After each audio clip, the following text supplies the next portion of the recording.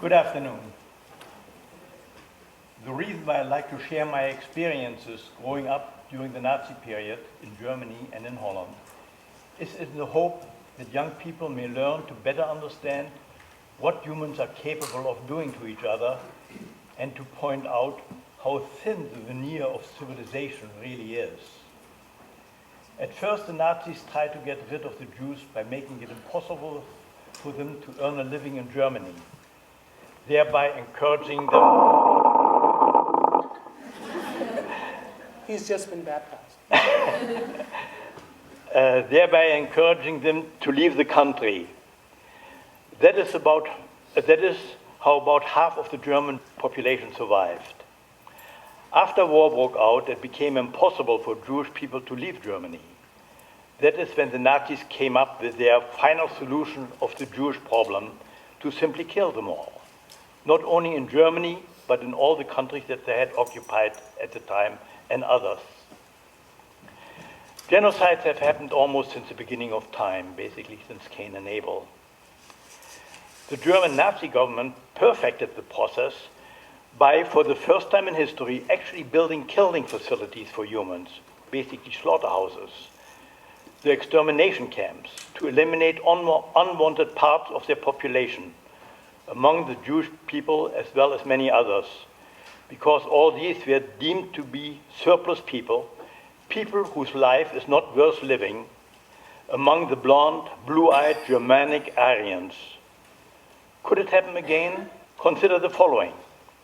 Within my lifetime, world population tripled from 2 billion to 6 billion people. And now we are facing global warming and starting to run short of fuel, of food, of potable water, clean air, etc. If the population within the next 80 years would merely double again, mankind would be faced with a huge problem. Fortunately, population growth in the Western world, in North America and in Europe has slowed dramatically.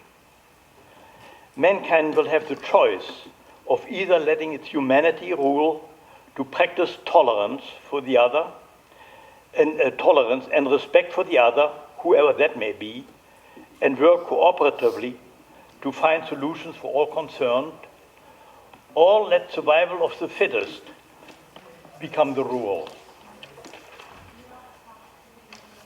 And have a tribe or clan decide that if our planet cannot support all of mankind, then their particular tribe or clan should survive and will try to eliminate the other, as Hitler tried to do to the Jews and others. This could get real ugly, especially with atomic weapons around. Could it happen here? What was 9/11 other than a tribal conflict? The jihadists, them, trying to eliminate the infidels, us. Fortunately, the perpetrators did not have atomic weapons at their disposals, or there might have been several million victims instead of 3,000. Therefore, I think that it's important to understand what happened in Nazi Germany and how it affected the people who were persecuted in order to try to prevent genocide from happening again in the future and find more productive ways to settle our differences. Number two, we don't.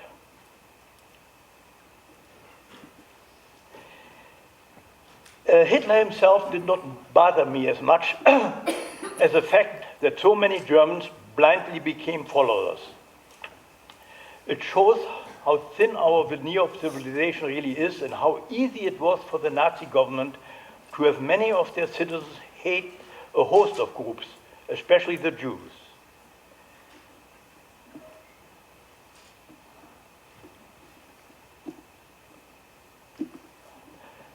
These are the adoring crowds.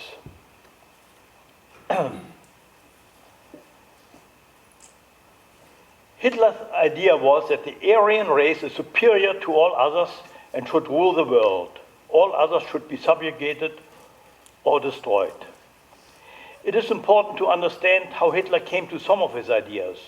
While in prison in the 1920s, he read a book by two distinguished German scholars, the law professor Karl Binding and the psychiatrist Alfred Hodge, who wrote the crucial work die Freigabe der Vernichtung unwertes Leben. Loosely translated, the permission to destroy life unworthy of life. Based partly, as I understand, on Darwin's theory of survival of the fittest. And part of his idea came probably from the California avocado farmer, Paul Popenoe, who in the early 1900s seems to have contributed to Nazi ideology by advancing the idea that if it is possible to improve the quality of avocados by selective breeding, it should be possible to improve mankind similarly.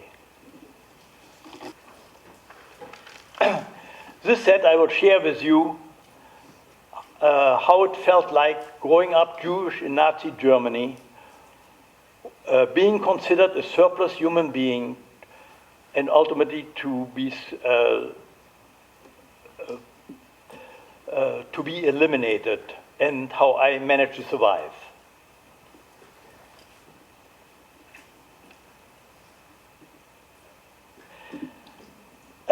My first real experience with the Nazis was when I enrolled in school. This was my first day in school. If you wonder what I'm carrying, it's a cone filled with goodies. It portrayed it should be a sweet year at school. Well, this was in 1934, 1 year after Hitler came to power. And already I was placed in the rear of the classroom. It was a large class, 52 boys, and placed a little bit separately. And I must say the kids were never nasty to me. They never called me dirty Jew or spit in my face, but they simply wouldn't associate with me. I am sure that not all of the parents were Nazis. Hitler never got the majority vote in Berlin. But already they didn't want to be called Jew lovers either, because that was dangerous for their professions and in their social standing. So for instance, in the mornings when we had assembly around the flagpole, they hoisted the German flag and sang the German national anthem, and then the fascist swastika flag, and sang the national. And they all gave the fascist salute while doing that. As a Jew, I was not allowed to do that, and believe me, I didn't want to, but I certainly stuck out like a sore thumb. My parents soon came to the realization that for a 6-year-old, that was not a good position for me to be in, and enrolled me in a Jewish school, where I had a relatively good time.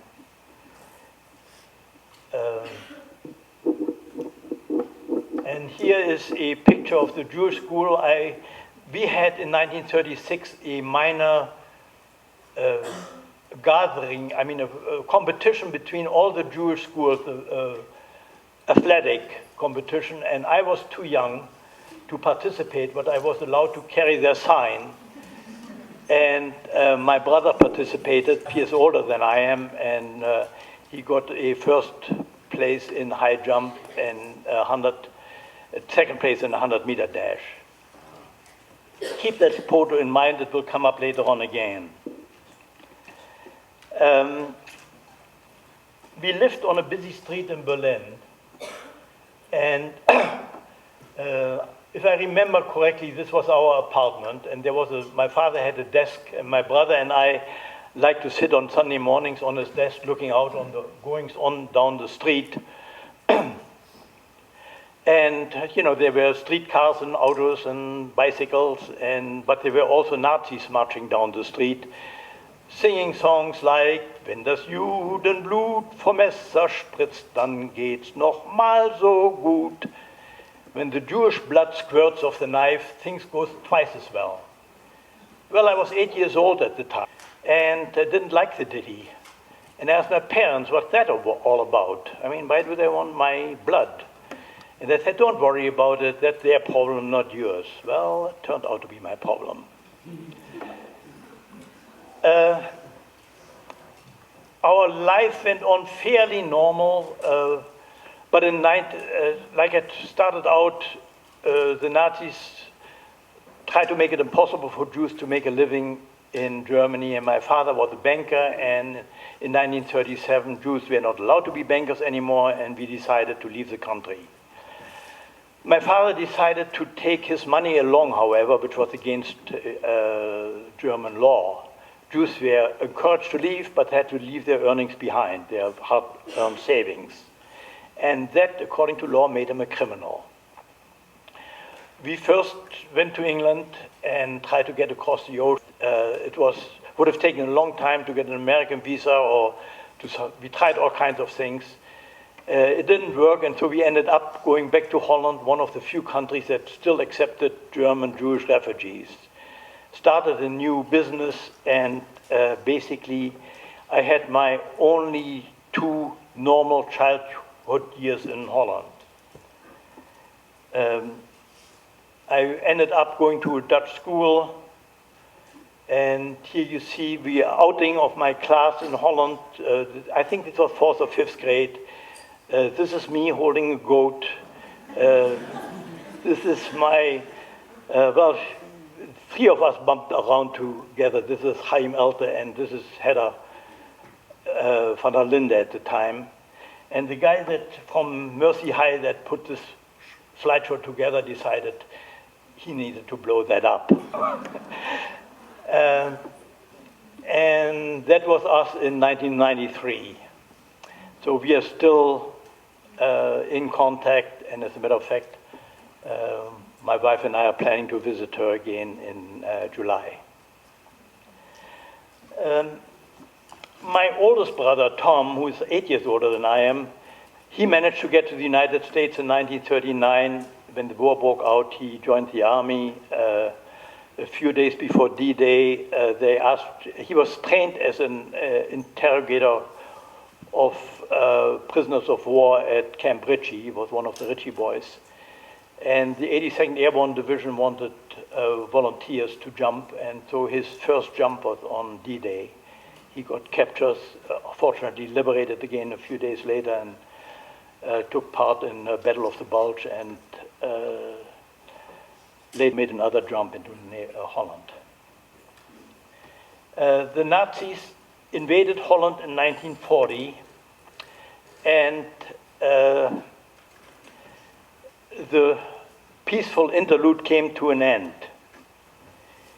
Initially, they behaved themselves quite well the first year because they figured that the Dutch were also Aryans and that they will come around to see things the Nazi way, that the Aryans should rule the world. But the Dutch, quite frankly, didn't take to that very well. They didn't want to be occupied by the Nazis. And so after a year or so, the Nazis started being pretty nasty in Holland. And Holland had one of the toughest occupations in Western Europe. Not as tough as Poland and in Eastern Europe, but in Western Europe it was rough.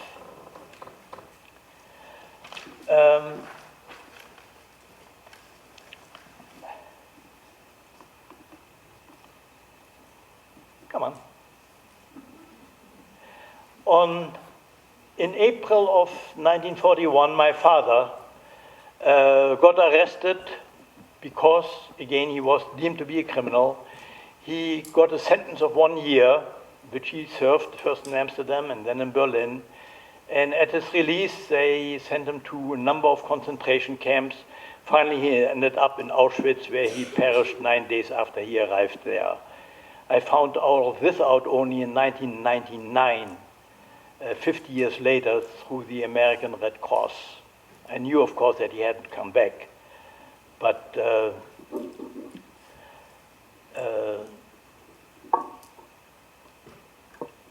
by the way, this is me, this is my brother Fred, and this is my brother Tom, who was in the 82nd. In 1941, we also were required to wear this ditty, so that we always could be easily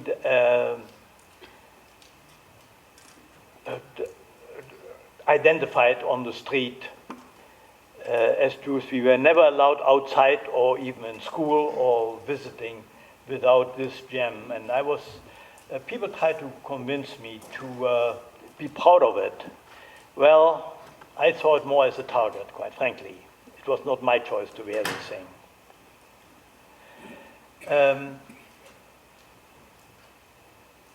In 1942 also,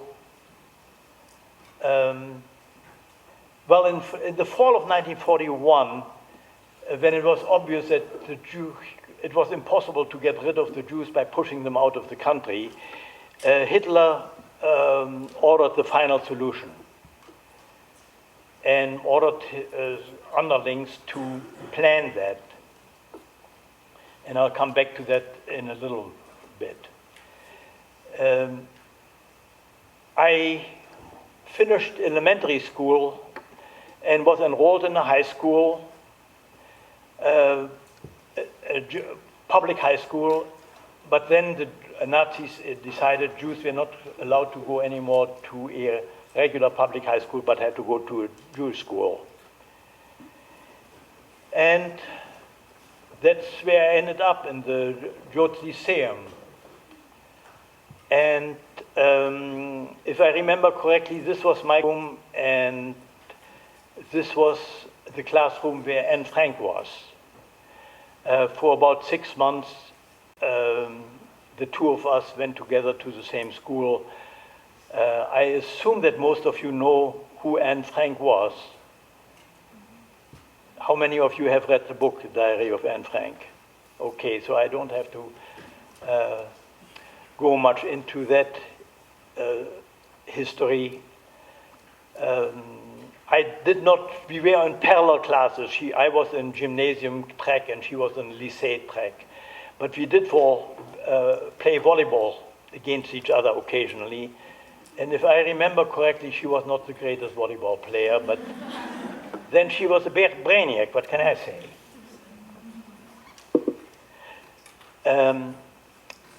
My class started out with a class of 23, and 12 of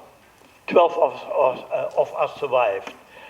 Her class started out with 30 kids, and 11 of them survived. So in a way, my class was the luckier one. Only half of us got murdered. Going to school was the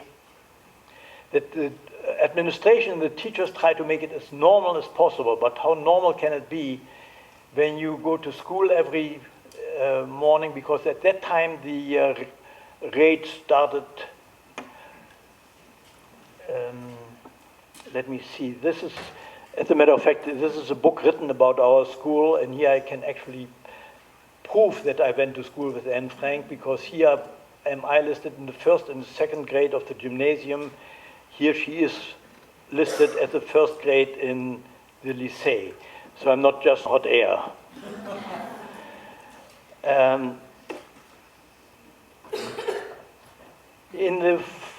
As a result of Hitler's edict of the final solution, the infamous Wannsee Conference took place. And I visited it, and this was a room where 15 people had the job of figuring out how are we going to murder 11 million people. I mean, that's a big task. And by the way, education by itself is not the answer, because 8 of these 11 guys had PhDs. So it's not education by itself, but what kind of education you're getting. I was amazed. I mean, this Wannsee Conference has been changed into a museum now. And part of the museum is what Jewish life was in Germany. And wasn't I surprised to find that picture blown up in the Wannsee Conference. And it absolutely blew me away when I visited and saw that.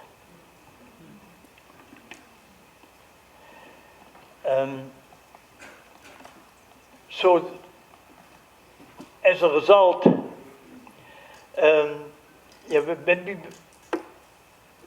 when well, let me get back. The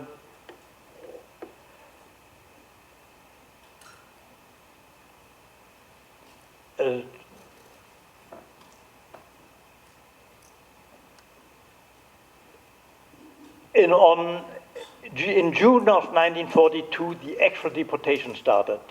And the first time, these were the notices that about 2,000 young Jewish people got to report for work in Germany. And there was a list of stuff that they were supposed to take along and where to report. And my mother decided, my brother got a notice of that. Two young women that lived with us got the notice, as well as Anne Frank. That's when the Frank family went into hiding.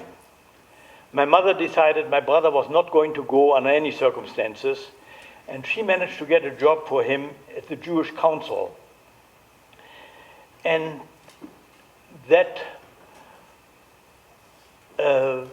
resulted in us getting a stamp in our ID, and you can see a Jewish ID, a big J printed in it, so that you immediately could be identified as a Jew. And these stamps were highly valued because it states in there, bis auf weiteres, you are free from work in Germany. And bis auf weiteres means until further notice. And of course, the until further notice ran out for all of us.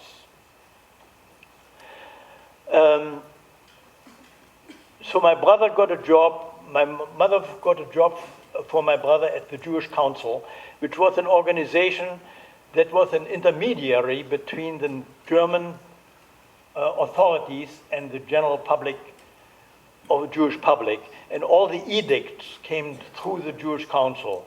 They also, my brother's job, or one of them, my brother's job at the Jewish Council was to go along with the SS at night, rounding up their fellow Jews.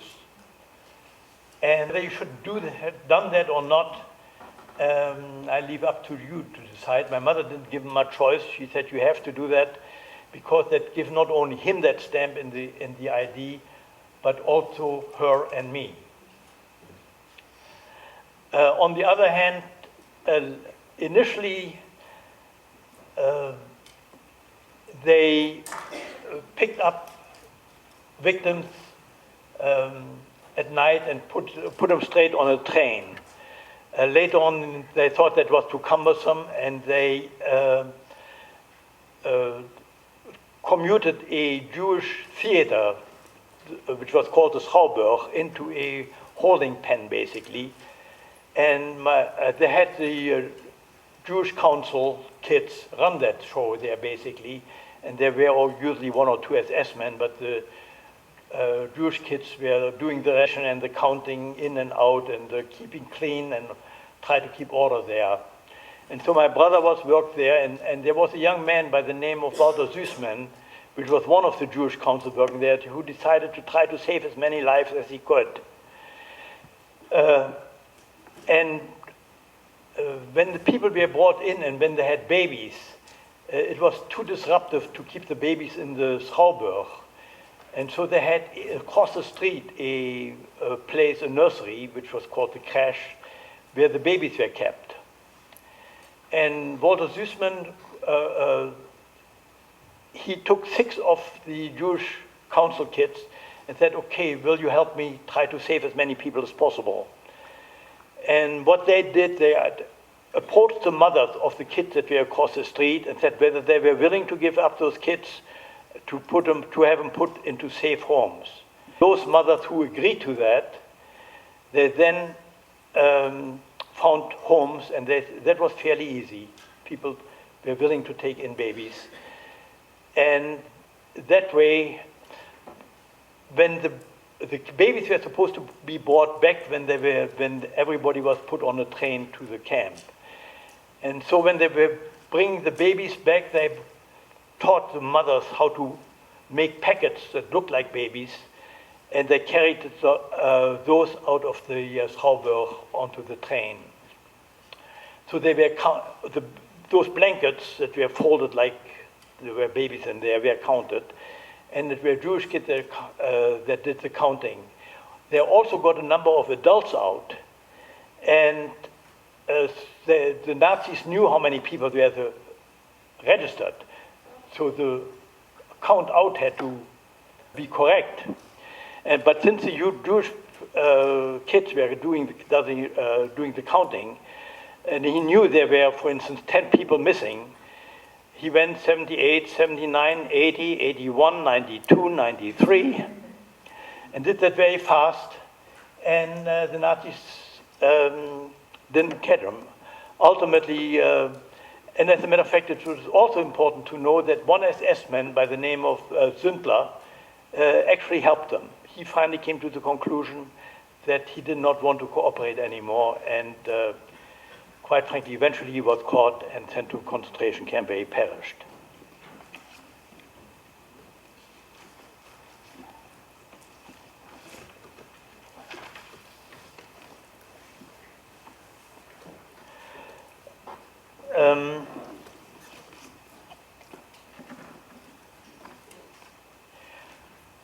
The Nazis were very clever.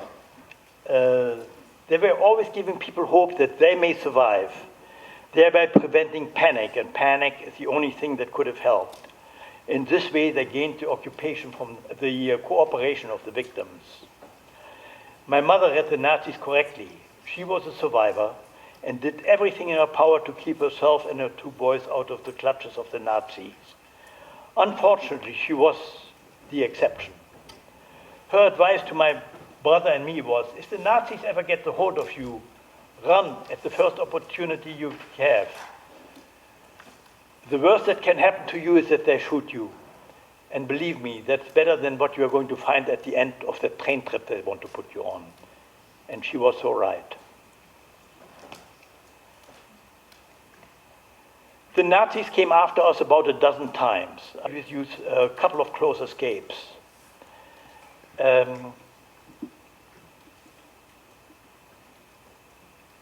These were the death notices of the first, of those who responded to the first call that they got. And none of those people responding survived. And this is also the only time that they ever sent death notices. This is Mom, who pulled me through. Come on. Okay. One of my close escapes was the razzia of this Clio Street. The Nazis blocked off the street and went house to house. They didn't know where Jews lived, and so it was a test for them to see whether they could find Jews up there. And we lived in the middle of the street, and I watched them come closer and closer, and finally the SS man stood here. I was behind the curtain, and it was like staring death into his face. And then I remembered what good old Mom told me, run. So my mother was home and I was home, my brother was at work, and a friend of my mother was also home, and I didn't know what my mother would do. That was the only time I could make a decision. Don't forget, I was 14 years old. Most of the time, the decisions were made for me. So I grabbed my mother and said, let's get out of here. And fortunately, she decided to come. I didn't know whether she would or not. And we went out the back door, jumped over the small wall here, crossed another wall to where we knew the people that lived there. Fortunately, their back door was open. We slipped inside, and more than 30 seconds later, the SS man who knocked on our door appeared on the neighbor's balcony and came into entered our apartment through the back door. 30 seconds later, if I would have been 30 seconds later, I would not be here today. Another close escape was, this is where the office where my brother worked. And there was a huge raid, and we decided to look for shelter in the office where he worked, and thought that the Nazis would leave it alone, but they didn't. They showed up there, and we had to make some fast decisions. I was way too young to be working there, so they took me upstairs and put a chair on the table, and I went up into the attic, and through the trapdoor, and got this, thought that I was safe there, and got the scare of my life when the trapdoor opened, but fortunately only another kid came up. And in the meantime, I was up there and worrying. I mean, I didn't know what was happening down below, whether when I came out of there, I still had my mother around or my brother around. I had no idea. And down below, what happened, the Nazis took everybody that was in that building, put them on one side of the room, and called the names of the people that were working there, and they had to go over to the other side of the room. Now, my brother was working there, but he was identified as a employee, and he stepped out of the room. And when the name Angress was called, my mother walked across. And so, fortunately, nobody said, you're not supposed to be there.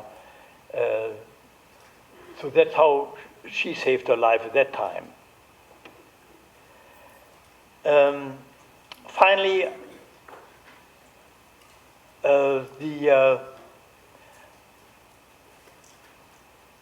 until further notice came to an end, we found out there were only a few thousand Jews left in Amsterdam, and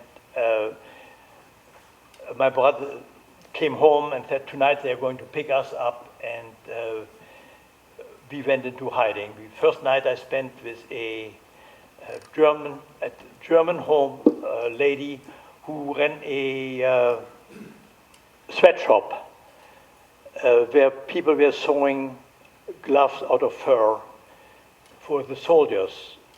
And she locked us up, and there's a German non-Jewish lady, and she told us we had to be absolutely quiet because that night her boyfriend was going to come, who was a Nazi. So go figure. Here was a German lady risking her life to save 3 Jewish people who she didn't know, who had a Nazi boyfriend.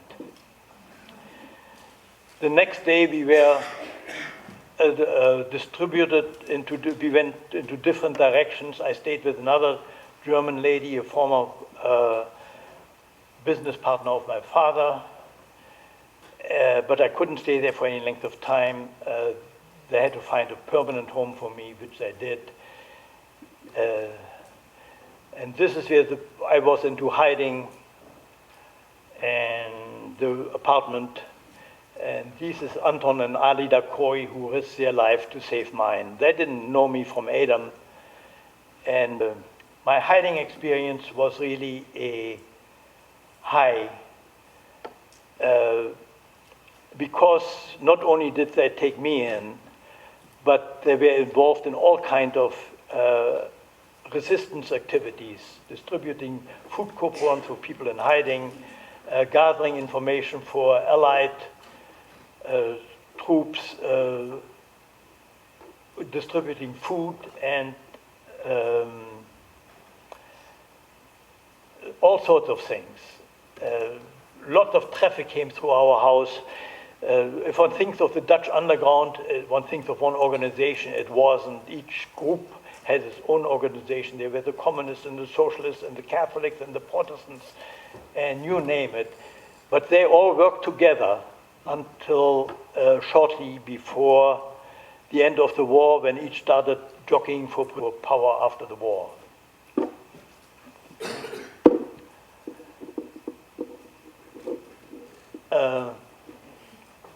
Just a brief notice of my mother. She was in hiding in a boarding house where we first lived in Amsterdam. She lived up here, and the boarding house was taken over by German officers.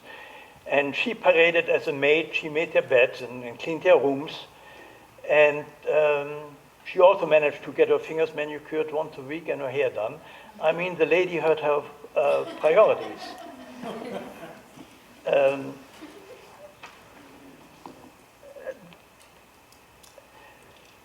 In Amsterdam, the war simply came to an end. We never got liberated. And this was on Mother's Day 1945, my brother showed up. He had gotten permission from his commanding general to look for his family, but given a jeep and told, take as much time as you need. And so the three of us were reunited on that day.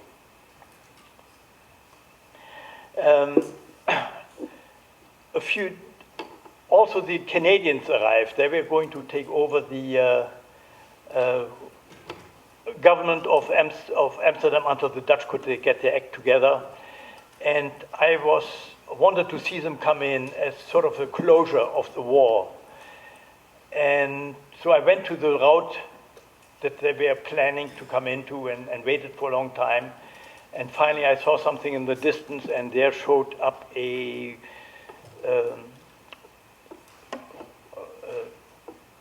whole long train of people, of trucks and jeeps. And the first thing that I really saw was a huge guy on a Harley Davidson with the biggest grin on his face that you can imagine. And to this day, my symbol for freedom is that dude on his motorcycle with this big grin on his face. I mean, I will never forget that.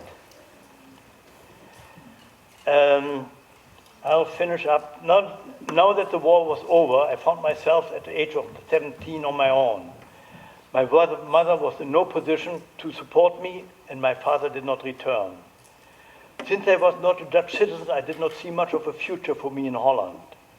When my oldest brother Tom offered to help me and my brother Fred to get to the United States, we jumped at the opportunity. When I got to the US with $25 in my pocket, I first finished high school in Lenox, Massachusetts. Then I took a job on a dairy in Connecticut. When I got an offer for a position on a dairy in Marin County, I decided to go west. Where I became a partner in a dairy operation on Tomales Bay. The partnership lasted for 20 years. After that, I became a real estate broker, first doing sales and later mainly property management. I have been married twice. I have 6 children from my first marriage by my ex-wife Dina, 12 grandkids and 4 great-grandkids. My revenge. My second wife Inola and I have been married for almost 30 years. She helped me raise my 2 youngest children. I am often asked why I do not seem angry. The answer is that I was angry at first about what happened to me growing up, but I was also numb. Caring mainly for cows for 20 years allowed me not to have to deal with my anger. Ultimately,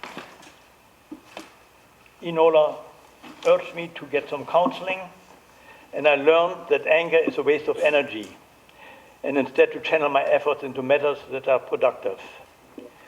Speaking to students like you also has helped me get rid of anger, because I hope that by sharing my story, I can urge young people to choose a positive path in life, not a destructive one. My advice to persons who may find themselves endangered by discrimination is, be realistic, assess the dangers and figure out a way that may save you, as my mother did. Too many of my fellow Jews at the time, for much too long, refused to recognize the danger they were in until it was too late. And please don't take democracy for granted. It is fragile. Hitler was elected after all, and shortly after declared a state of emergency that was never lifted, and gave him the dictatorial power. Stay politically informed and involved, and exercise your right to vote. I'm hopeful for the future, but there's work to be done, and I'm afraid that much of it is up to you, the next generation, because our generation has failed to adequately deal with the long-term problem. The population of our precious earth is made up of all kinds of people. Survival of mankind will depend on learning to get along with each other and to solve the many problems mankind faces together. I wish you guys strength, good luck, and all the best.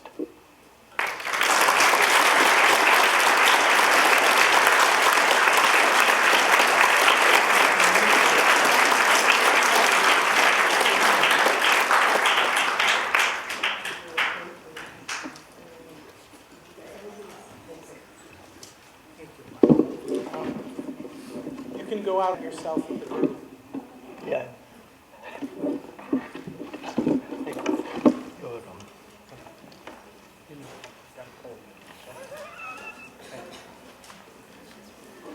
Okay.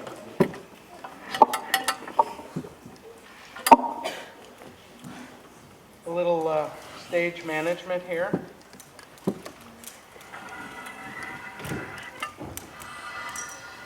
So Lucille can see, not blocked away.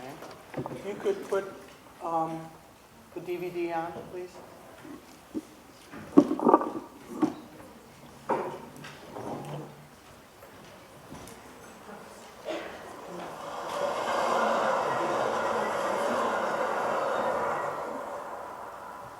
I need someone who can light.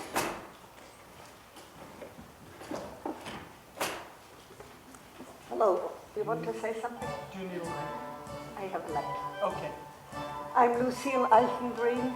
I survived 4 concentration camps. I lost my family. I came to the United States in 1946 alone with $3 in my pocket.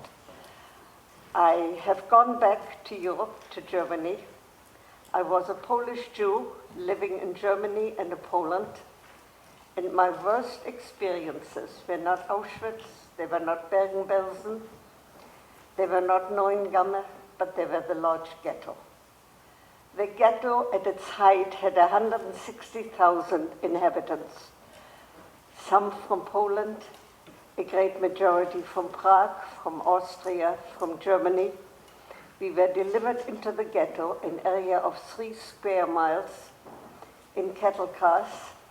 We lived there 3 and 4 years on minimum food rations. We didn't see eggs, we didn't see meat, we didn't see butter. At the worst time, we ate leaves and grass. And the cemetery has over 70,000 ghetto graves, unmarked for the most. And a great many people were deported from the ghetto and perished.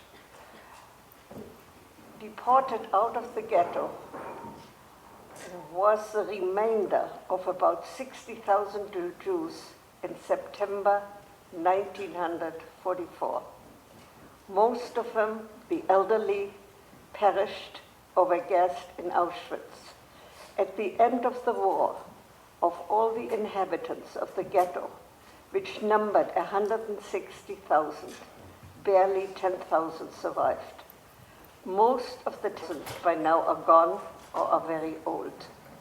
I was a youngster, probably younger than you are, at the time of the ghetto, and it's the one experience which is difficult to forget. I have a friend in Israel who survived the ghetto with me, who is blind now, a friend in Minnesota who is very disturbed. She is my age. And going back to the former ghetto, which is still standing, it is occupied by Catholic Poles.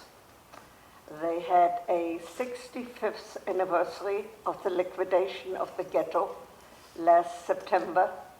I did not go because the invitation read, we are commemorating the Poles who saved the Jews.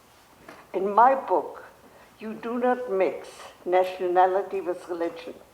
They could have said Catholic Poles and Jewish Poles, or they could have said Catholics and Jews, but you don't mix a religion and a nationality.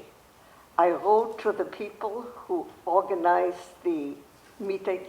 It was poorly attended. They did not pay anyone for the trip, and I did not go. I did go to Poland to make this film, which was about 4 years or 5 years ago. A film was made in Germany. It is titled Himmler, who was in charge of the liquidation of all the European Jews, but the film is only available in German as yet. Supposedly it'll come out in English, and it's 3 hours long and very hard to take. I have been back to Auschwitz once, but I didn't get out of the car. I just couldn't. I've been back to Bergen-Belsen, and I'm going back in April for for the 65th anniversary of the occupation of the British Army. It is a joint effort by the Memorial of Bergen-Belsen, which is very high-tech and of the British. It'll probably be the last time. The Germans, I've been back many times. I do not hate, and I don't think I ever hated them, but I have nothing but contempt for Germans, period. Not for the young ones, the ones your age, but certainly middle-aged ones, the one of my age or older. And I was involved in an argument at a discussion of nothing but elderly people in the city of Hanover 2 years ago. And we were so far apart that the newspapers picked it up. So for me, when it comes to German, there's really very little tolerance. There is no hate, but there is contempt. Partly contempt because a portion of today's Germans do not see what transpired. The younger ones learn it at school, they learn it at the universities, but it's a different problem for them to cope than it is for you. Because they bear the guilt or the guilt feelings which you do not have. That's an enormous difference. I've been back in universities for the past 8 years or 10 years. It is not an easy trip. I leave mainly after 2 weeks with a stomach ulcer. It is very hard to take. I was born in Hamburg, Germany. My parents had a Polish nationality, and so did I. One deportation out of the ghetto saved us because of our Polish passports. They only took elderly people and even young people with German passports. The second time I was on a deportation list, a friend deleted my name. I do not know whether the transport left with one person less or whether somebody else went in my place. But nobody returned from their transport. It bothers me. Do I think about the past? Basically, very rarely. It is not discussed at home. Not with my husband, except one single time. And my husband died 10 years ago. And my sons do not talk about the past. They are aware of it. They know of it. They have never been at a German memorial. They have been to Poland. They haven't been to Auschwitz. They have been to Munich. They have not been to Dachau. They have been to Hanover. They have not been to Bergen-Belsen. They cannot cope with it, and I don't broach the subject. It is just too difficult for them and for me. And if they're comfortable this way, that's fine. They know about the past, they've studied history. My older son has a history degree, so I don't have to tell them. They know. Will I ever go back to Poland? Probably the answer is no. I've been to Poland 3 or 4 times. There is still graffiti on the wall. Jews go to Auschwitz in Polish. There is still anti-Semitism in Poland, but a different kind. There are about 15,000 Jews living in Poland, mainly in Warsaw, some in Łódź.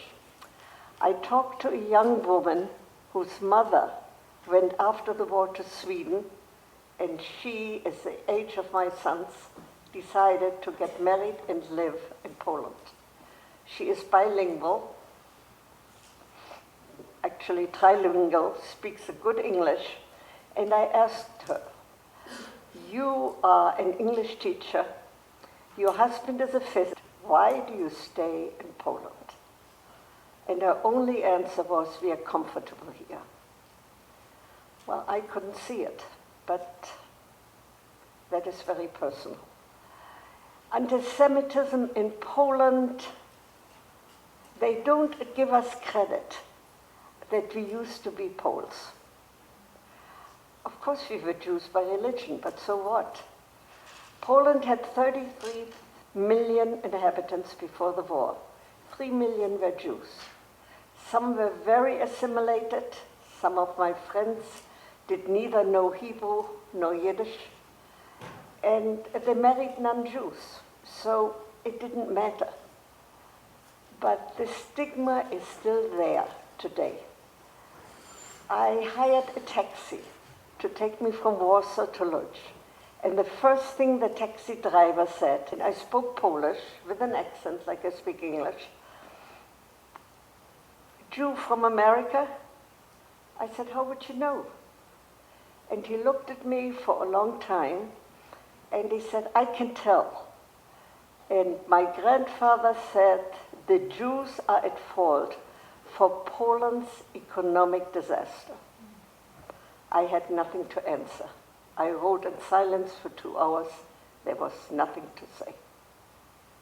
I'm not there to educate the Poles, and it's dangerous. I don't want to get beaten up. Going back to the ghetto and seeing the building, and there were very few concrete buildings. Most of them were wood. After we were deported from the ghetto, the buildings were demolished and used for firewood. The building we lived at the edge of the ghetto, right next to the barbed wire and the German guards, still is standing. It now has running water. It now has electricity. It now has toilets and bathrooms, which didn't exist. We brought up the water in a pump from the courtyard. My mother died of hunger in the ghetto. My sister was deported with all the ghetto children in 1942, September, during the curfew, to Chelmo. I took a car to Chelmo. The earth is bright red, or burgundy red. The graves are open, but nothing remained. They burned the bodies, and the ashes blew away in the meantime. The children and the older who were murdered there were murdered in portable gas wagons in 1944. And the number is in excess of 100,000. There is a small museum, and they talk of building a bigger museum. They're building now in Poland a Jewish museum.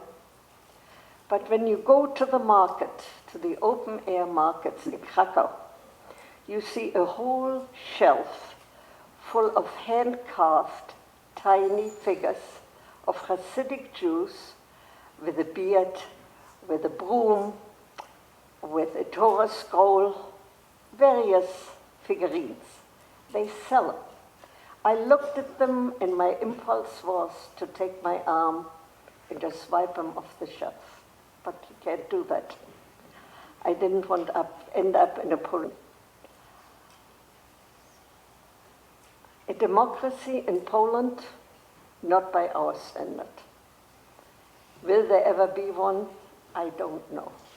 The country is now run by twin brothers who are far from a democracy and far from friendly towards Jews, as far as possible. So a trip to Poland, I think 3 or 4 trips have been enough for my lifetime. I will go one more time to Germany.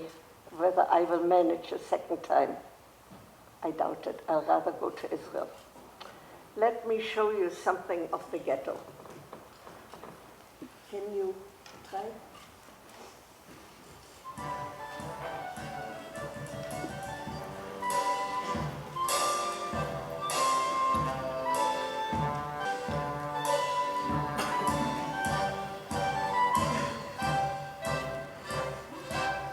These are the German train station now. And the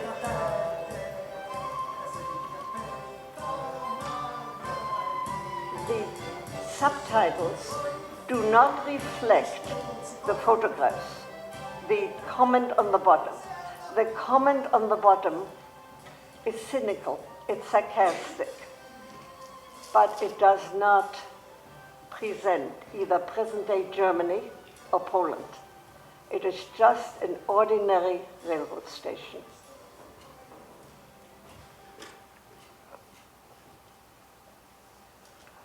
It is not like the station or the spot in which we arrived in the ghetto. It was just a spot of dirt and of mud into the ghetto.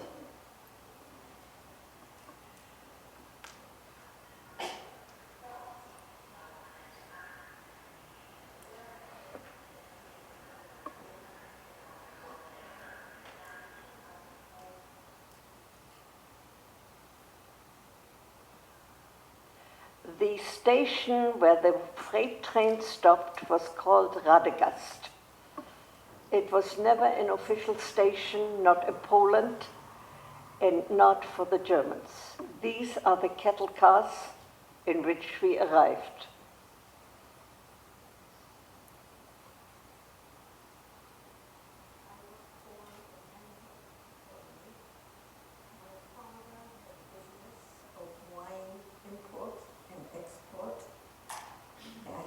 Sister, 5 years younger.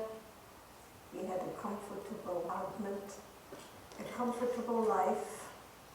We had all the conveniences you could have.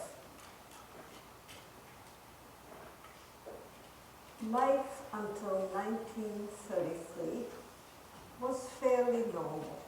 The neighbors in the big house in which we lived talked to us, they played with us. And then it seemed like overnight, they no longer spoke to us. They no longer said good morning or good night. They only said Heil Hitler. When we asked the parents, we were told, do not worry, it will be normal again. But the teachers in school told us to be quiet on the streetcar, to not sit down, to stand up, not to speak loudly. It appeared to us that we were meant to be invisible, but a child does not know how to be invisible. We were advised by mail to report to a gathering place in downtown Hamburg for deportation to the east. That was all we knew. We could take one suitcase, no more. We packed the suitcases, nobody knew anything. We asked a lot of people, nobody knew. The train was a regular train with wooden benches. It had grown-ups, it had old people, it had children, it had babies, and it was a long trip. It was a very slow trip.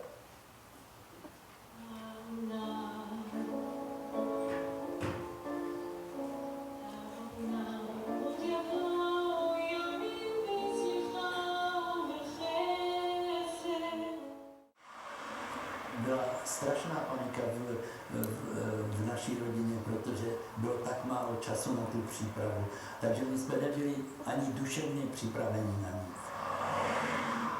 Když nás potom odmašírovali na to Holešovické nádraží, no, když jsme byli už v tom vagonu, tak jsme se samozřejmě bavili o tom, kam vlastně jedeme, ale nikdo to nevěděl, snažili jsme se orientovat podle toho, co bylo vidět skrz okna. Já nevím, jestli někteří lidi to poznali podle slunce, anebo jestli to poznali podle něčeho jiného, ale jen jsme se domnívali, že to bude někam na východ, ale kde to je, to vůbec a kam to je a co dělat, to taky jsme naprosto nevěděli. This is Irvin Singer, my friend in London.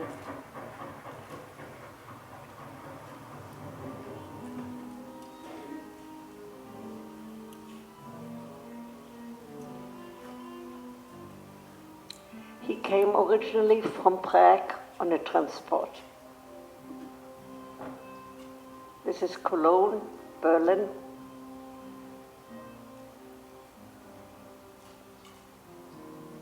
And some small villages within Poland. This is the Hamburg transport, which had 1,100 people.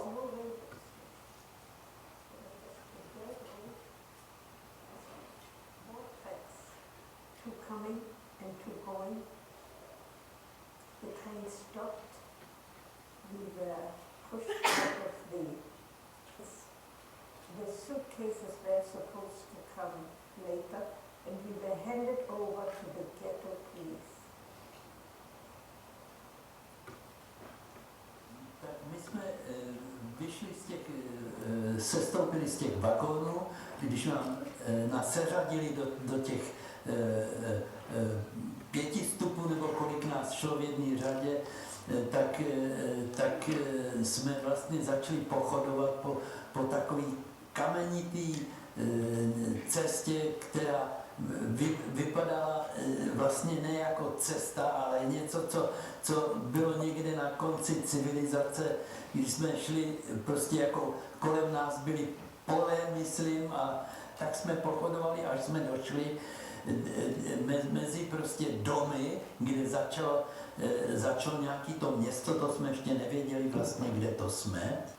A tam byli už na ulicích lidi taky, někteří seděli na chodníku a samozřejmě, že to byli lidi, kteří vypadali trošku jinak, než my jsme byli zvyklí vidět kolem sebe. Většinou, nebo byli ty starší lidi, bylo vidět, že byli fousatí a my jsme vypadali prostě jako úplně z jiný civilizace.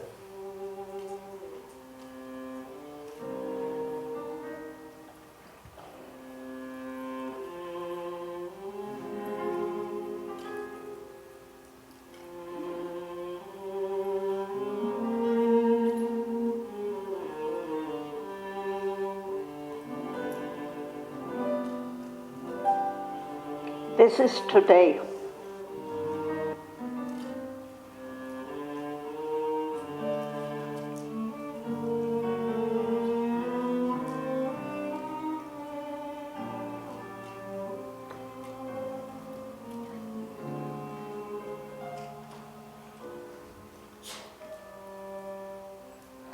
In this building, on the second floor, I worked in the statistical department for Dr. Singer. Mimo protestów władz miasta do przepełnionego już getta sprowadzono ponad 20 000 Żydów z Europy Zachodniej i Czech. Spotkały się tu społeczności, które dzieliło wszystko. Wśród owo przybyłych byli wybitni naukowcy, literaci prawicy, polityści. W samym tylko drugim transporcie z Pragi było 700 adwokatów wraz z rodzinami.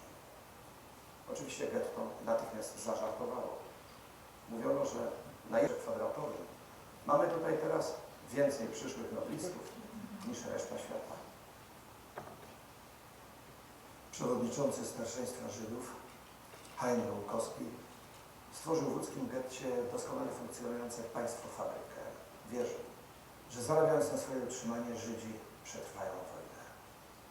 Mimo że przybysze nigdy nie pracowali fizycznie, przywitał ich bardzo uprzejmie. Bracia i siostry. Przyznaję szczerze, że kiedy zapowiedziano wasz przyjazd, broniłem się jak tylko mogłem. Między wami a nami istniał zawsze wielki dystans. Dziś dystans ten jest dla mnie nieważny. Wszyscy bowiem jesteśmy braćmi połączonymi wspólnym nieszczęściem. Choć stawiam dobro dzieci i młodzieży, no to bez chwili zastanowienia zdecydowałem się zamknąć szkoły i pozbawić dzieci nauki, aby znaleźć dla was odpowiednie pomieszczenia. Zasadniczy mój stosunek do was streszcza się w haśle to samo. Dla was, co i dla nas. Oczywiście nie można się łudzić, że czekają tu na was odpowiednie posady. Przyrzekam wam, że dam wam wszystko, co tylko będę mógł. No nie można jednak ode mnie żądać czegoś, czego ja nie posiadam. W istocie rzeczy Nie jestem wcale waszym przełożonym, ale uczciwym stróżem, czuwającym bez wytchnienia, abyście mogli spokojnie zasnąć. On the walk of Radegast into the Balut, it was hot, it was dusty. The people we saw didn't look at us. They looked thin, they were disinterested. Walking on the street, we saw the poverty. We saw the streets that were not paved.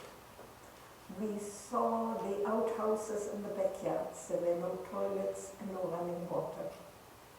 We saw the pumps in the backyard, and you had to bring the water up in a bucket. We could not believe that this still existed in 1941. Věděli jsme, to byl první moment, kdy jsme si uvědomili, co nás asi bude čekat, že to nebude nic, to jsme ještě nevěděli vlastně, kde jsme, až teprve se přihlašovali pro tu práci a hledali jsme, tak jsme slyšeli, že jsme v getě v Lodži. Polish Jews spoke of Jews from the West, from Germany, from Austria, that they are Yakis, meaning that they are different. That's today. Mój tatuś miał skład aparatów fotograficznych i radiowych, jak również laboratorium, gdzie się próbowało różnego rodzaju rzeczy. I ten sklep się mieścił wówczas w tym miejscu, gdzie dzisiaj, bo ja sprawdziłem to, będę w Łodzi teraz, jest wielki McDonald's. 114, 116. Moja mamusia była moją mamusią, czyli że była w domu. W 1939 roku dostaliśmy 20 minut, żeby się zebrać, co można było zebrać do plecaka i żeby się wynieść mieszkanie. To było jasne, bo ulica wtedy została nazwana z Piotrkowskiej, stała się Adolf Hitlerstraße, a Łódź nie tyle z rozkazu, ile z woli wodza została przemianowana na Eichengreen. Wtedy jeszcze powstawało przyszłe getto. Nazywało się eufemistycznie wtedy Wohngebiete Juden, strefa mieszkaniowa Żydów. W getcie, ku mojemu wielkiemu zadowoleniu, ale zdziwieniu, powstawała szkoła na Marysinie, na tyłach starego cmentarza żydowskiego, która była polskojęzyczna. I to, jak już wspomniałem, było trochę dziwne, dlatego że po paryskiej stronie dzieci do polskojęzycznej szkoły chodzić w Litzmannstadt już nie mogły.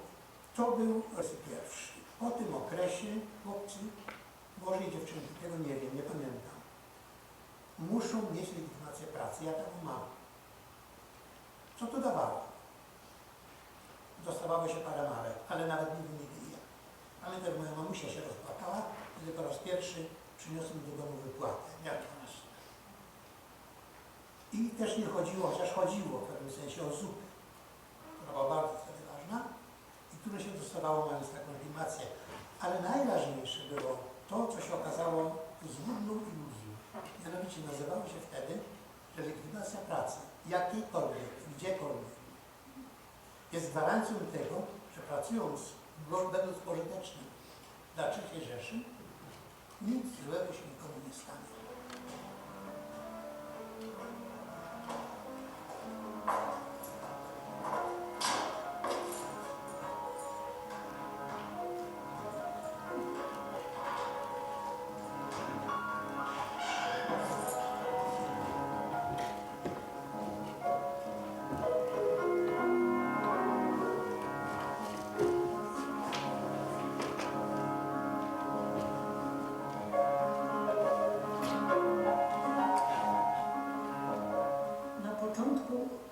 Nie przypuszczaliśmy, że wszystko się skończy tak tragicznie i że życie będzie tak tragiczne i koszmarne, nie do przewidzenia. Dlatego, że ja zaczęłam chodzić do szkoły, chodziłam 2 lata do szkoły jeszcze i udało mi się zrobić maturę w getcie, mimo że byłam trochę jeszcze za młoda. Nawet brałam udział w w jednym z nielicznych koncertów w getcie, gdzie koncertowałam, grałyśmy na 2 fortepiany z Jadzią Likiernik, siostrzenicą Rubinsteina. Ale szkoła się skończyła i Rumkowski, nasz król, postanowił, że wszystkie maturzystki dostaną mundury takie niepolicyjne, nie wiem, jakie damskie mundury i mieliśmy gonić chłopców, którzy sprzedawali karmelki. I tu muszę powiedzieć, że ja nigdy nie byłam dobrą biegaczką, ja nigdy takiego chłopca nie złapałam. To było straszne zajęcie i po długich usiłowaniach udało mi się uwolnić z tego zadania.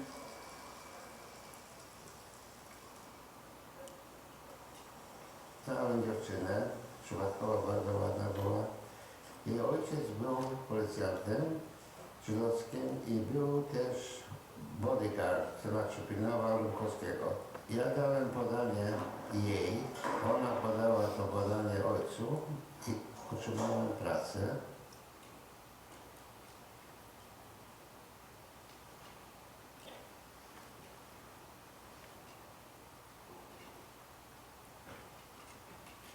Przyjazd obcokrajowców nie było zależny od Rumkowskiego, tylko od Niemców. Z okna widać było wszystkie transporty, jakie nadchodziły, to pieszo. Szli z Marysina pieszo. Mieli jakieś paczki, niektórzy nie przypuszczali, że jadą do getta. I te warunki w getcie też dla nich były bardzo obce, bo się nie spodziewali, bo na pewno im powiedziano, że jadą do raju. Okazało się, że ci, którzy z zachodu przyjeżdżali, mieli ze sobą piękne rzeczy, które już po kilku dniach albo tygodniach najmniej musieli zacząć wymieniać na jedzenie. Po několika dnech jsem vlastně zjistil, že tam hlavní věc je to, co člověk může vyměnit, co člověk ještě má jako vlastního a může to vyměnit za nějaké jídlo, protože toho jídla tam bylo oficiálně velmi málo. Szczególnie Czesi. Brambor, to są kartofle po czesku. Zaczęli sprzedawać swoje buty narciarskie, myśleli, że pojadą na nartę i za buty dostali kartofle, ale te kartofle starczyły na 2 dni, 3 dni i oni dostali bez butów i bez kartofli.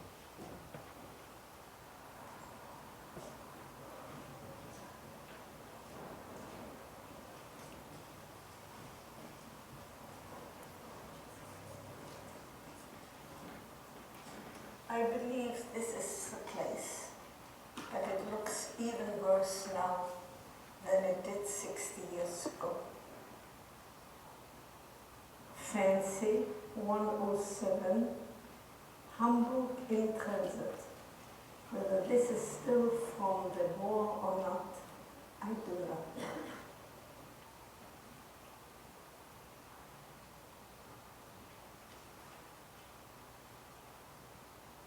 I believe that the Hamburg transport, when it walked into the ghetto, walked here, and we were housed, 1,000 people, in these rooms above, and we slept on the floor.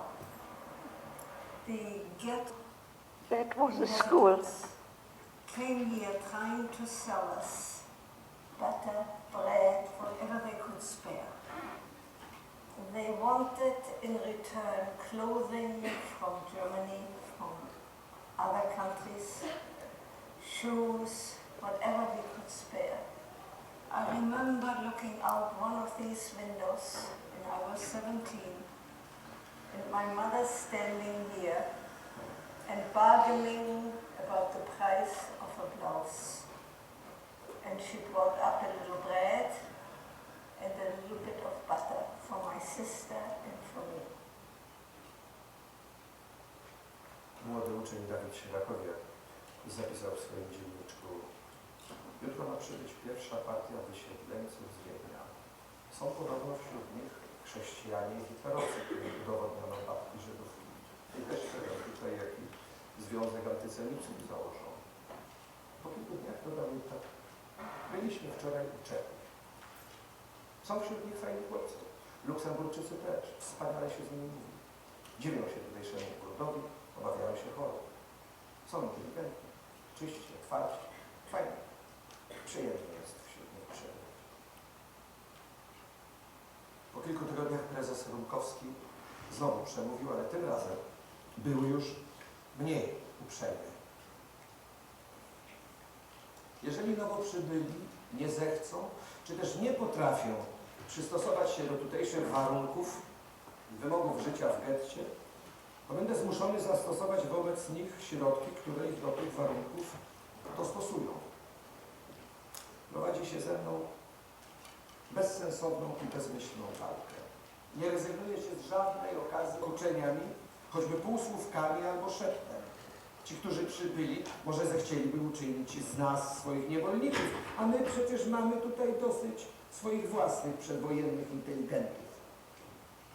Siostry i bracia, przyznaję się do winy wobec was. Okazuje się, że byłem niepoprawnym marzycielem.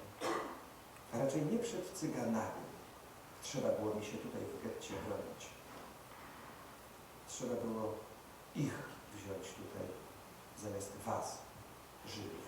Opamiętajcie się. Przed opresją nie uchroni was tutaj tytuł tajnego radcy. Tytuły tutaj w getcie nie mają żadnego zastosowania.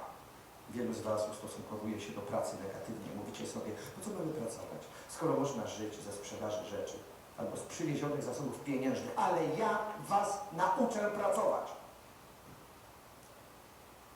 A przede wszystkim nauczę was zachowywać się przyzwoicie i odzwyczaję was od bezczelności.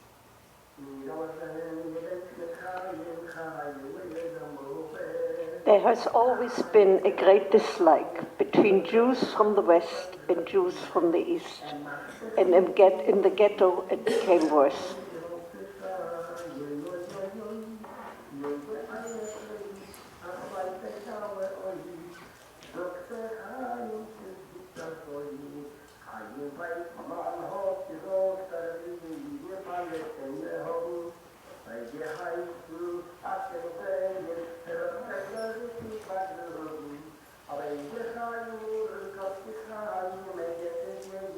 This is a parody against Rumkowski.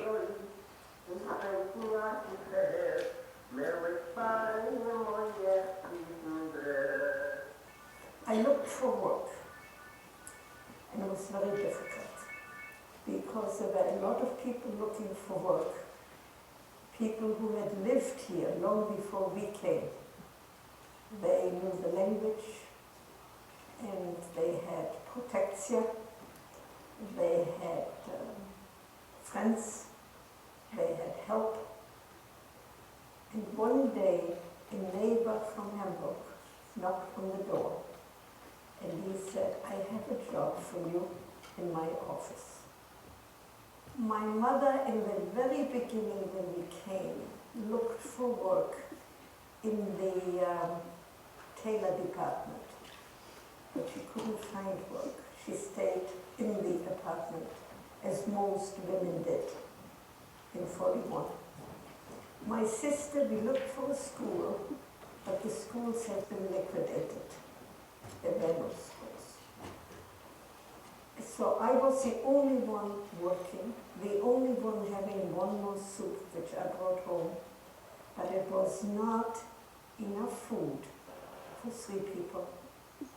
My mother got weaker and weaker, and the sign of hunger in the ghetto was that you would swell. Your face would swell, your feet would swell. It was just water from hunger. And eventually you would waste away and you would die. My mother died on July 13th, 1942. She was taken to the cemetery on a little black wagon that was drawn by a white horse. And we waited for notification of a burial, and none came. So later, my sister and I walked to the cemetery in Malachin. We found my mother between two boards that were tied with a string, and there was a name on the foot which gave her name and the date of death. And we took 2 shovels and we found a little space in the cemetery, and we dug out a grave, my sister and I, and we buried my mother, and we walked home.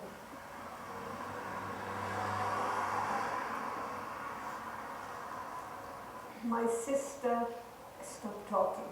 She didn't talk anymore. She would say nothing. She was tall, she was blonde, she had blue eyes, she was very pretty and very intelligent. But she wouldn't talk anymore. She had lost a father and a mother and no substitute. I made up my mind that you could not be a Jew from Germany. And I made it a point to say that I was Polish. I knew that you had to live the way the natives live. If they were painting the floor in the room red so it would look a little better, I would do it too. Oczywiście łazienki nie było, nawet toalety nie było, była oczywiście na podwórku i też była pompa, którą się pracowało. Mamy tam rodzinę, którą sprowadzono właśnie z Trier, z Nadmozeli. Ojciec, matka, 2 chłopców. Wypasione to wszystko, bo wzięli, zgarnęli z wolnej stopy. I pierwszego dnia, kiedy przyjechali, zostali pokoje na górze, bez niczego, ale przyjechali, była zima. 1942 roku. I poszli po tą pompę, żeby jeden pompował, a drugi zdjął koszulę, zdjął marynarkę i się mył lodowatą wodą. Było dla nich bardzo ważne, higiena. Możecie mi wierzyć albo nie, ale 3 miesiące po tym już nie było. To jest podwójne. Pytałem tatusia, jak to może być? My nie wychodziliśmy faktycznie, tak jak oni chcieli się być, lodowatą wodą, ale tatuś mi wytłumaczył w bardzo prosty sposób. Niewiele rzeczy tłumaczył wtedy. Szkoły może nie było, ale ponieważ była godzina policyjna, poznamy szpaszką, to można było wiele nauczyć od starszych, choć mało czasu. Powiedział mi tak, że jak nalejesz sobie wrzącej wody do wanny, to się sparzysz, jak chcesz wejść. Ale jak sobie wejdziesz do tej wanny, jak jest chłodna woda, która się powoli nagrzewa i powoli robi się prawie że wrząco, tak jak w basku szwedzkim, sauna, to wytrzymasz. Dadzą od razu do wrzątku. Nam podnoszono temperaturę. To mi wszystko wytłumaczono, to się zdarza. I muszę powiedzieć, że Żydzi zachodni często patrzyli na Żydów wschodu i z góry i traktowali ich jako obywateli 3. kategorii. I tutaj właśnie następuje to wielkie spotkanie 2 światów. Też w świecie, który jest nienormalny, który jest strawiony wojną, gdzie panuje szalony głód, brud i nagle tu przyjeżdża arystokracja Żydów zachodnich, która jeszcze do tego momentu żyła właściwie w wolności, przyjeżdżają doskonale wykwalifikowani, nie zaznali jeszcze nigdy głodu i nagle spotyka ich codzienność życia w ludzkim wiecie.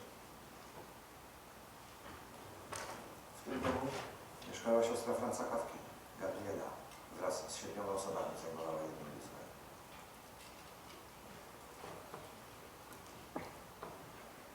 W tym domu mieszkała druga siostra pisarza, Waleria.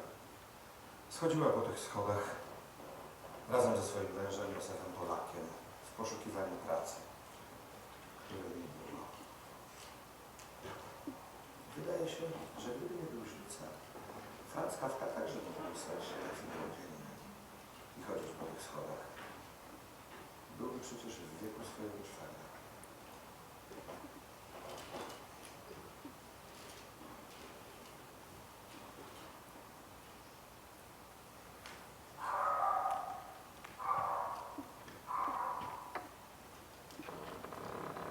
Tu zmarł z głodu profesor Kaspari.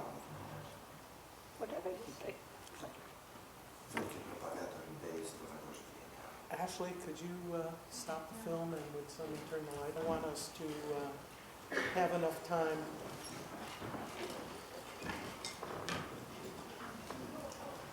to have questions. Thank you very much. Thanks.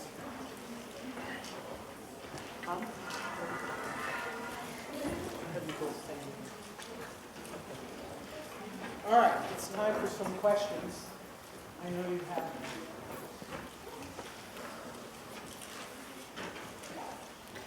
Orient yourself. Stephanie? Would you stand up and speak loud? I'm not sure exactly how to phrase what I'm feeling here, but I just have this feeling within myself that if I had experienced things like that, I wouldn't be able to feel safe. So I was just wondering if you could elaborate upon how you're able to live today with the experience of that. It is 65 years later. I have a very good family, 2 very good sons. I had a wonderful husband. And when I lived in New York, I saw a friend of my father's who was a psychiatrist. I don't think any of us are entirely normal. There have been many suicides, for instance, Primo Levi and others. And some people are so disturbed they will not leave their house or their apartment, and they don't function to this day. So it's a matter of luck. Some of us function on the outside, but I think we are all damaged.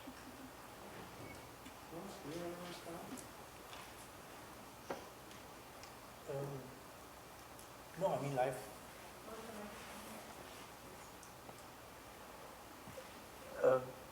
My experience really has been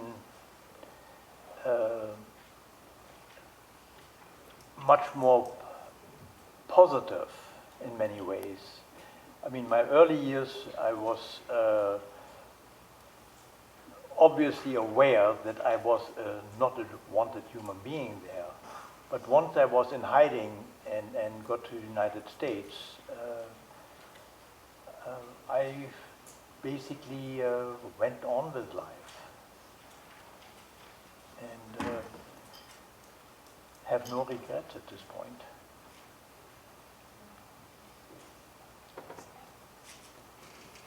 A lot of things were written about Frankowski, and I'd like to know what you think about him.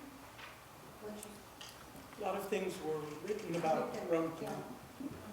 Frankowski is still being debated in Germany, whether he was good, bad, or indifferent. The majority of the people who survived Frankowski consider him a traitor. A few consider him a saint. It's hard to say. It's very individual. I wrote a book about Frankowski. I did not love him. I worked for him.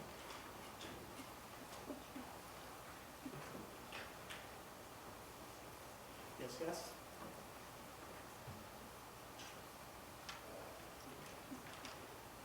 I think he died in a concentration camp. He died in Auschwitz, but nobody knows how or exactly when. There's 3 versions, none accurate.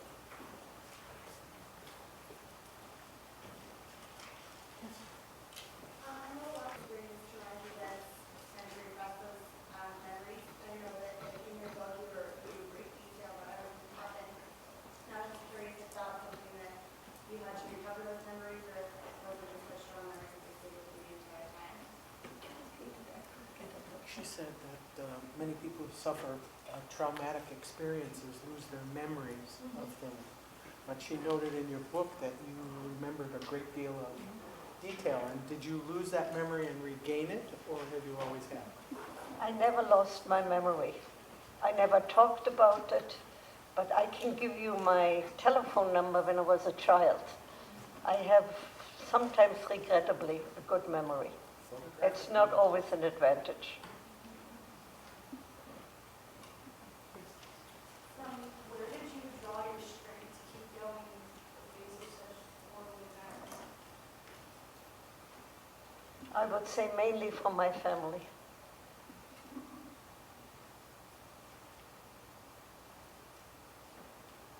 Kelly? This might seem like a bizarre question, but food was spread a lot, starvation, and it made me think that after liberation, did the survivors tend to have issues around food? I mean, like hoarding quantities of food, because you guys are in such a good shape that I would think that our situation, I'd be obese. The British tried to bring in food the first evening. They found a storehouse with 2-pound cans of pork and fat, and they distributed them. Something told me, and I don't know what, eat it. Most people took a stone and opened the cans and ate it, and they did not survive. After the British came into the camp, and I can't call it liberation, 10,000 more people died. Mainly because they could not adjust to normal food. Their immune system had deteriorated. They could not be saved. For me, the one passion I have is bread, fresh, warm bread. That remained. Yes. This question is for both of you. Can you tell me what you knew about Jewish resistance at the time, especially among young people? The question is if you would comment about what you knew at the time, if anything, about Jewish resistance, especially among young people. Saw the picture of the man with the cane who spoke Czech. He is Irvin Singer. He came from Prague. He lives in London. He is 6 years older than I am. I'm a friend of his sister in Israel, and he worked in the bakery. His father was the director of the statistical department, but he was an electrician apprentice before the war in Prague.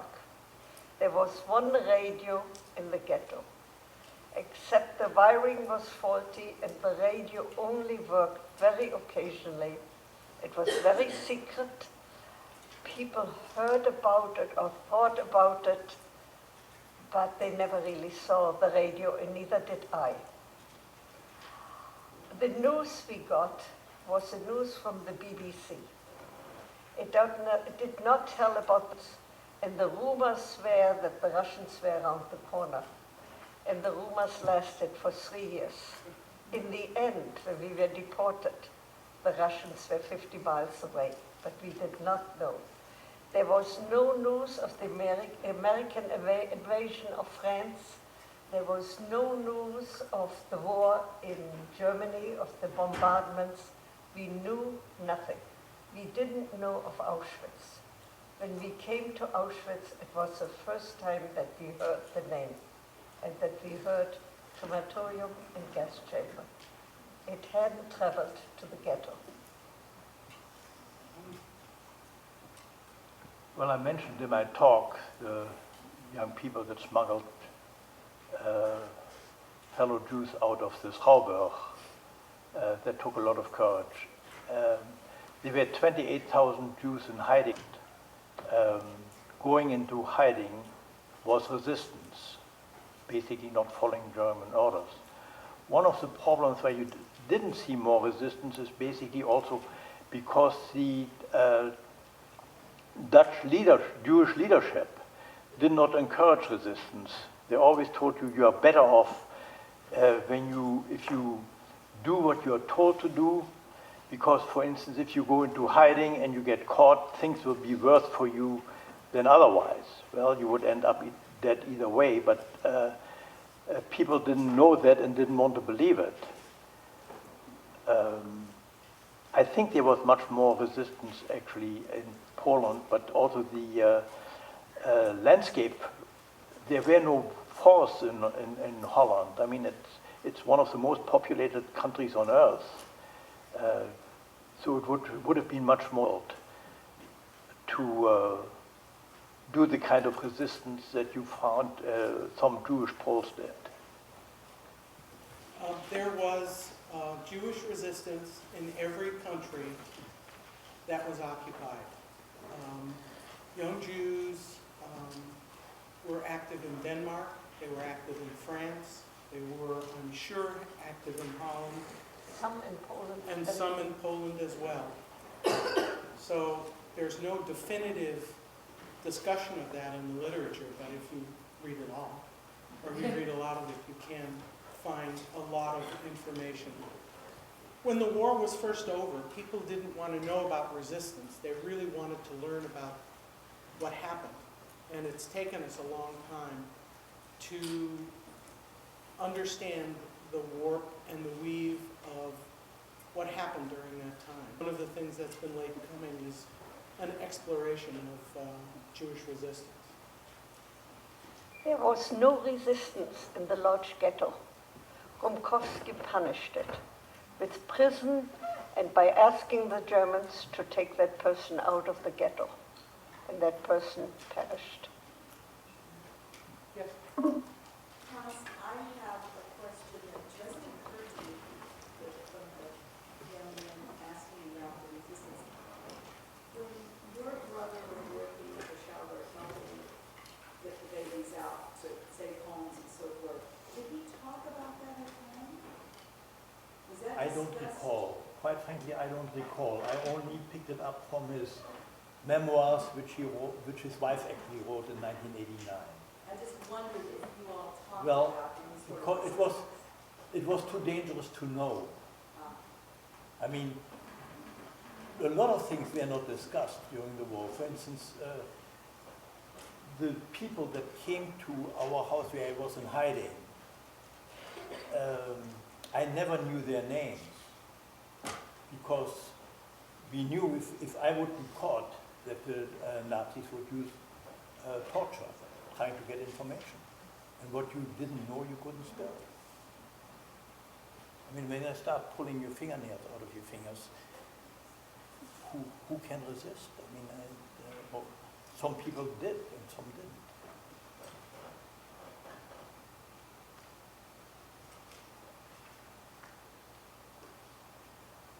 Any question? Yes. Yeah, Hans, this is for you, and it also ties into the question that was just asked by the young man there, of when you said that the Dutch leadership did not recommend resisting, going along with the flow and everything like that. What happened to the leadership role? Were they all intact at the end of the war? Did some of them get transported to one of the camps? They got transported to one of the camps, but one of the camps where you could survive, they all survived. The Dutch situation is very, very complicated. The Queen left and essentially left a civil service that was commanded by official orders that had been put together after the First World War to cooperate with any occupiers. There were also Dutch collaborators. There were collaborators everywhere. Yeah. But one didn't expect it at first in the Holland. It's human, I know. You have good and bad people and Yeah, everywhere. regrettably. This question's a little different, but Okay. what did you guys do to entertain yourselves, Did you do anything to entertain yourself or or to pass the time? When I was in the ghetto, there was only one private concert that I attended, and I had to spend the night because there was a curfew. There was no other entertainment. There were no movies. Some people painted and showed their painting privately. Some people wrote prose and poetry, and it was read occasionally, but very, very little. I read a lot, and one thing I entertained myself with, I made little flags for American and British and Russian divisions on a huge map to follow. The maps, they were about inch long, half an inch wide on pins. And the American flags had 13 stripes and 48 stars. And it took me a long time to make each one of them. For each American division I had a flag. And it took me a long time, and the British flag is a real challenge to make. And that was one way I entertained myself, and I was actually fairly, I did go out at times. I had good false papers, and was not totally, I could not go to school because my accent in Dutch is as bad as in English, and my birthplace, Rotterdam, didn't jive with my accent. So that I couldn't do, but I was out occasionally. Why did your paper say you were from Rotterdam?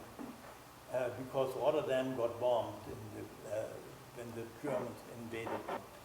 They wiped out the entire inner city of Rotterdam, and so there were no records there. So a lot of people that were in hiding had Rotterdam addresses because they could not be traced. Later on, the Dutch resistance tried to destroy as many archives, city halls as they could. It was one of the jobs of the so-called Knopflucher, the gangbangers. Dutch game. Yes. Well, I don't have a better English. It's perfect. It's perfect. Okay, will you join me in thanking both Thomas and Lucille?